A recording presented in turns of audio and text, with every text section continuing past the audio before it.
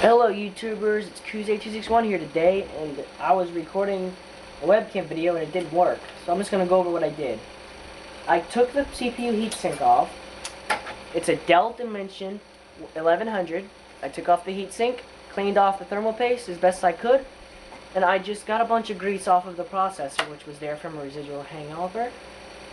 So I got the processor all cleaned off. I was putting it back in the socket, and I was just explaining to make sure I didn't screw it up. I am running the system without the heatsink, which is something you should never do, because you will damage it if you do it too much. So, turning it on, there's already a good amount of heat.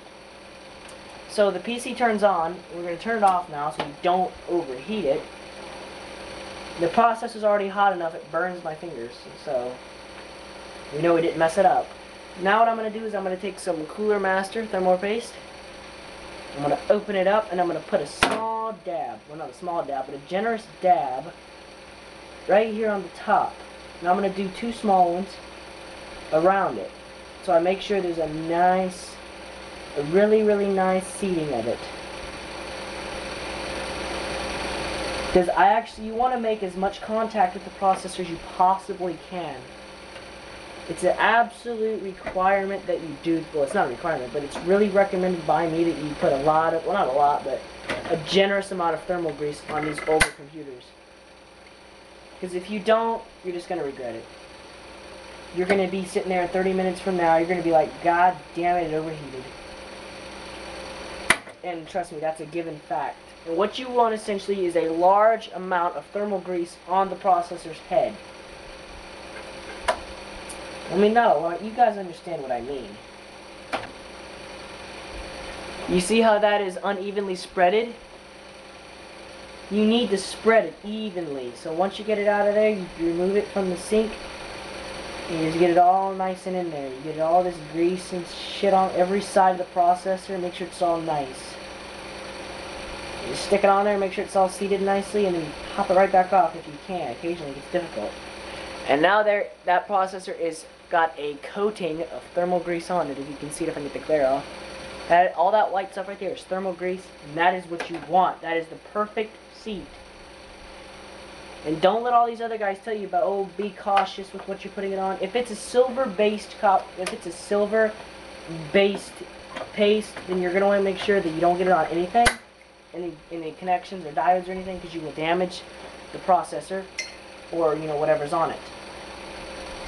For lack of a better reason not to, I'm just going to put these Dell default little brackets back in. That seems to be Dell's little thing here, these crappy ass brackets.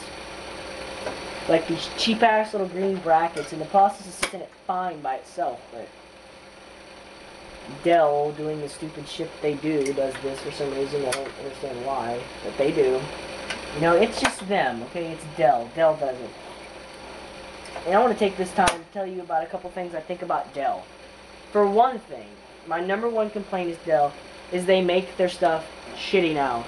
Back then, way back then, when the Dimension 4550 was still in play, those were some of the best computers I've ever owned.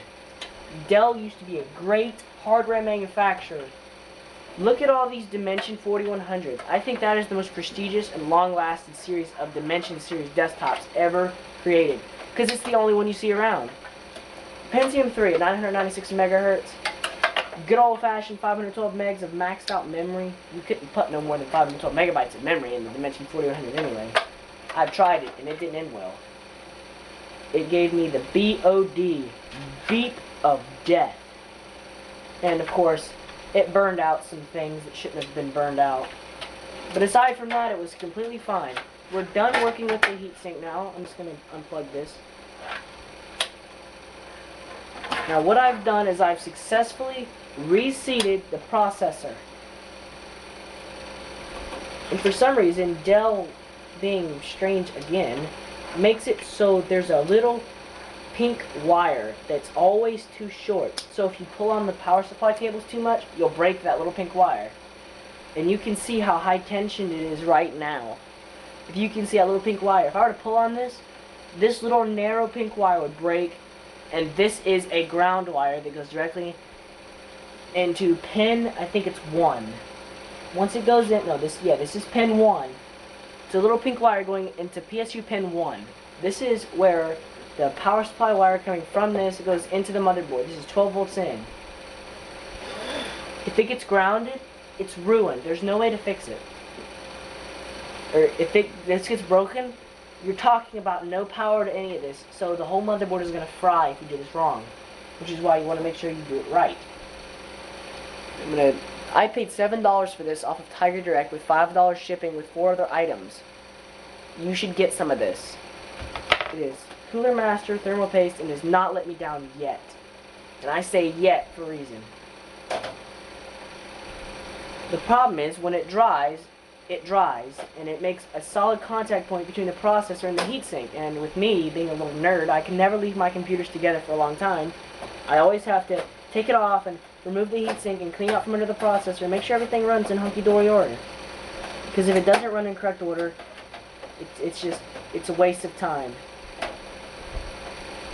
And I do not have a screwdriver actually, so just bear with this. Me and my friend Gigi Noor, he runs a FTP, he owns a FTP, and I'm just the dude that goes on it and makes sure everything's working right. And I'm going to ask him, because I know he does, I'm going to give him access. I'm going to make it so I can do a, I'm going to make it so I can let you guys download stuff off of my videos. So instead of waiting an hour for me to post a link of something on Mediafire, I can just pop it right onto my FTP and be done with it. I'm installing this thingamajigger right here, or the Ultra 66 card, which is going to give me 4 more IDE channels. Master, slave, cable select, or cable select, cable select, cable select, cable select. But there has to be at least 1 hard drive. You can't use this with all 4 master slave settings. It won't work like that. You can have up to 2 CD-ROMs, or you can have up to 3 CD-ROMs with only 1 hard disk. But you always have to have a hard disk under 80 gigabytes. Yeah, I just saw my drill. You should always have a hard disk under 80 gigabytes, or under 80 gigabytes, hence the 40 gigabyte hard drive, sitting in this little adapter for this thing to load the drivers onto.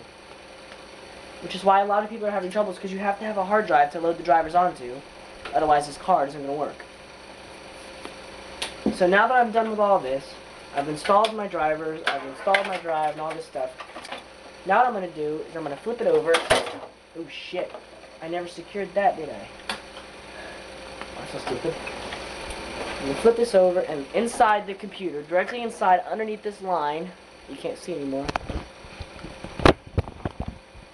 Directly inside this, underneath this line, there are tabs that release the front plate. There's 2 of them usually. Once you pop that, you get access to this. After you've done that, it's pretty easy from here on out. There's a few screws. There's a few screws here you have to remove. They're small screws. You only have to remove the one, and then it slides out. And this is a DVD-ROM. And the one I have has a DVD-ROM / writer. So what I'm going to do is I'm going to remove this DVD-ROM. I'm going to take these backup brackets out. Damn. That thing don't want to come out, does it? You're like, bitch, I ain't going nowhere. And I'm sitting here thinking, bitch! You little bastard child. You will do what I say. Damn it. I don't have my screwdriver kit either. Who needs it? Yep, all done. That was easy. All I had to do is use whatchamajigger. I use the word whatchamajigger so much in my videos, you can just give up on telling me not to, because I'm just going to do it anyway. Whatchamajigger is my favorite word. It's my granddaddy's favorite word, and it runs in the family, so just fuck off. Again with that. These things just sit. Don't ever let your Dell sit with high torque screws. Because when it comes time to remove them with screwdrivers, like, or drills with this, with very, very small drill bits, or not drill, yeah, drill bits, it'll never work right. This is the new CD-ROM, and this is what a lot of people fuck up too. You have to set master and cable, you have to select, you have to set the jumpers, master and slave. You have to use the jumper, master and slave, or else you'll get an error. Especially with Dells. Hard drives always go in IDE 1. Always. That's just how it works. Always, they always go in IDE 1. There's no way around that. IDE 1 is the dead basic one you have to have. Now this one here, you can see in the back, there are these jumpers. These are jumpers. Master, slave, and cable select. If this drive is going to be on the top or a single drive, it'll be master. If there's going to be two CD-ROMs in your computer, you'll have to use, on the second drive, you'll have to set it for slave. Otherwise, the computer won't recognize them. It'll just see two CD-ROMs with the same thing, and it won't know what to do with them. It'll basically just say, hey, I'm retarded, and I don't know what to do. Which is hence a lot of these problems. Hard drives of every kind, except for RAID-based systems, they also have to be set. But hard disks, they just run off of this, what's called the 1-2 system. Cable select. You see this here? You have primary channel, secondary channel, or master, slave. Master always goes to the hard drive that you're going to install your operating system to. Or you can use this. But if you're installing two hard drives, I sincerely recommend you use master for your boot drive and slave for your extra. Because if you don't, when it comes time to do it, it just overcomplicates it. And we don't want overcomplications in computers like this, especially these high-end servers, or these low-end Dells, which just constantly screw each other up. Just doing simple tasks. So what I'm going to do now is I'm going to lay over this computer, and I'm going to get some screws, which I have plenty of. I have probably 30. Oh, here we go. Here's some Dell screws. I got extremely lucky with this. I see one Dell screw, which will work, but it's going to look like shit. Yep, only one Dell screw in that one. Wait. Is there only one Dell screw? Yep, only one Dell screw. I shot 3 more. Oh well. Oh, wait. No, one Dell screw right there. Oh well. We can live with only one Dell screw. And looking through here, I see a compact disc rewritable drive, which is really nice in that one, and I think I'm going to steal it. So, for now, I'm going to move this drive away, and I'm going to let this render, because YouTube has a 15-minute upload video, sweet size. I'm going to see you guys in a minute.